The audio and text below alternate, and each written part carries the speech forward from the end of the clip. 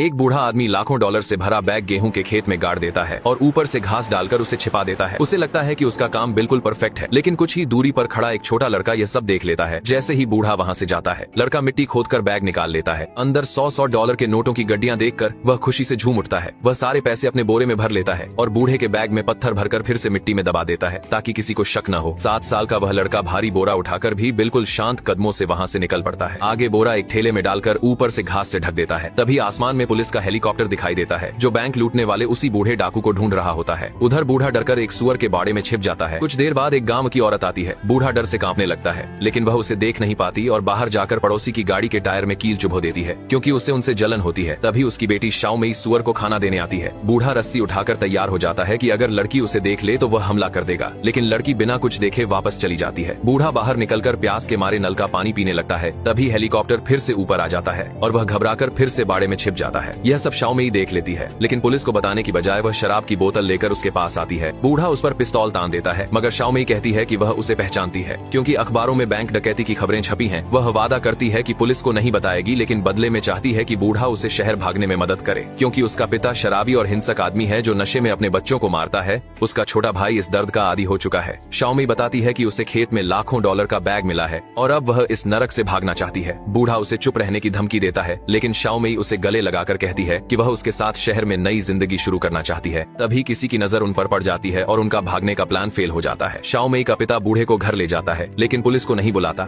बल्कि शराब पिलाकर मेहमान की तरह बैठाता है क्योंकि उसे पता चल गया है कि बूढ़े के पास लाखों डॉलर हैं। अब बूढ़े के सामने 2 ही रास्ते होते हैं, या तो पैसे दे दे या पुलिस को बुला लिया जाएगा। मजबूर होकर बूढ़ा मान जाता है। तभी पुलिस का हेलीकॉप्टर घर के सामने उतरता है, लेकिन गांव की औरत चालाकी से पुलिस वाले को सुअर के बाड़े में भेज देती है।